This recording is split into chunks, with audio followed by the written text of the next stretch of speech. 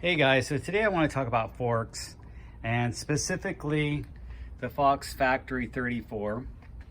I have been using Fox forks. I really like Fox forks. I've been using them for a long time and I've used other brands. I think, forks, you get some really top brands like DVO, Cane Creek, RockShox, MRP. They all make some really good forks. Even Marzocchi was bought out by Fox and they're really nice forks.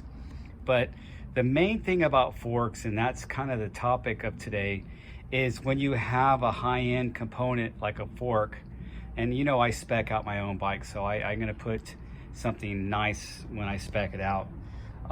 You need to maintain it.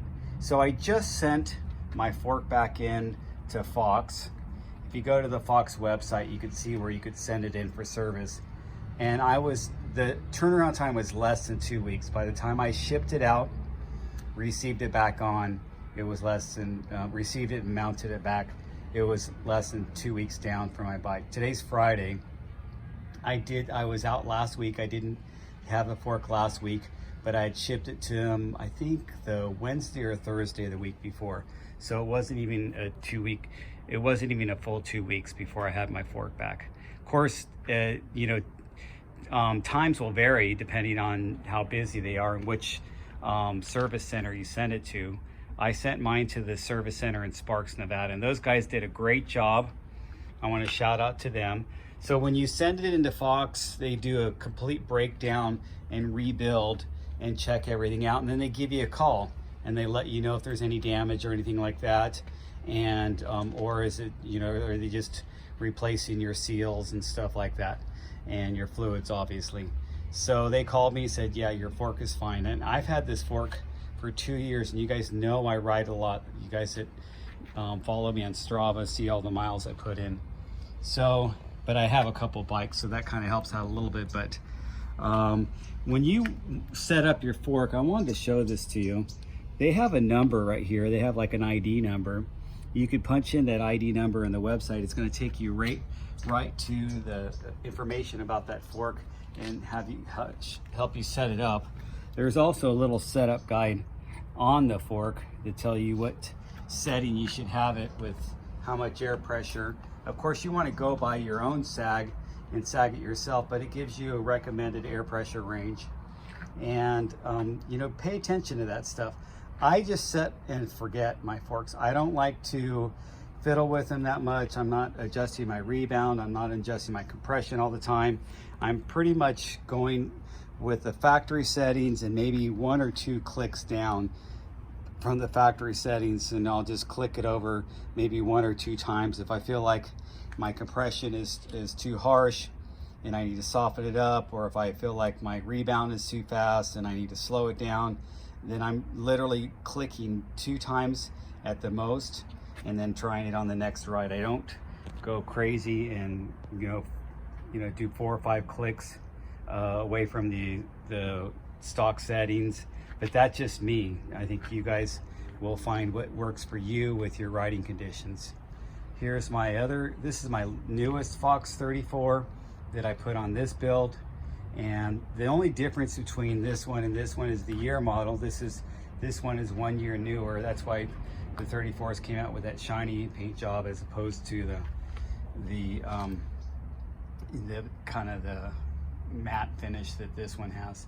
So it's shiny, and this is a 120, and then this one is a 130. They're both 29er forks.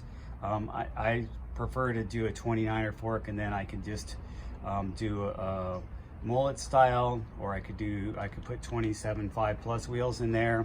I can go to about 3-inch tires that'll fit in there. They're not really made for really big plus tires, but I don't really go I don't go past 3-inch tires, and usually if you measure the 3-inch tires, they don't go that much.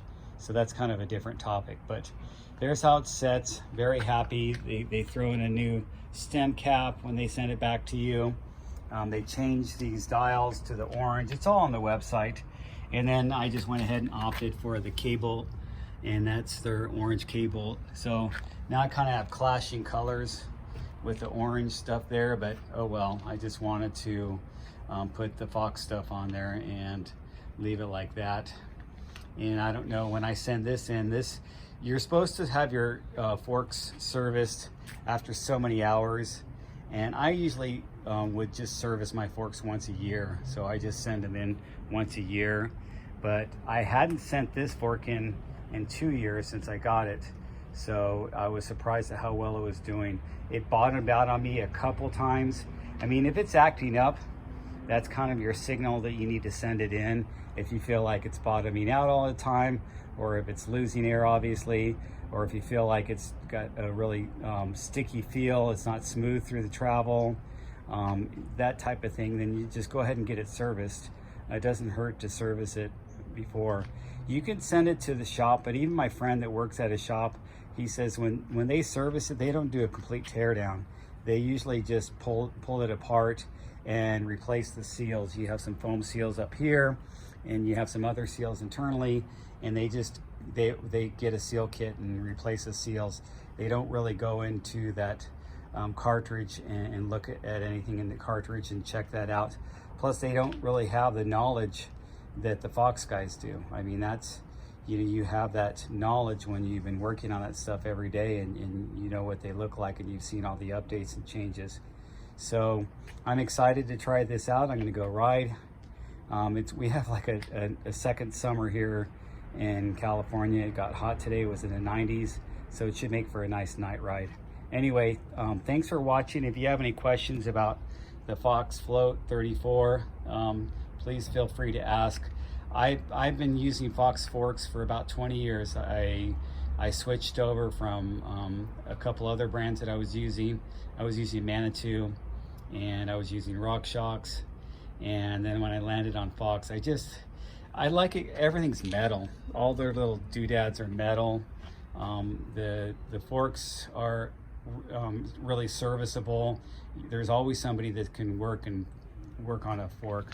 My friend had a real expensive Öhlins fork, and I mean, he had to send it to Öhlins, and I mean, he got it fixed and they turned it around pretty quick actually, but there's probably not a lot of Fox forks. If you just needed to get your seals replaced, most bike shops would be able to do that on a Fox fork. They probably have that knowledge. But if you get something more complicated like a Öhlins or some of the other brands, they may not know. So anyway, thanks for watching, guys, and just hit me up if you have any questions, and get out and ride.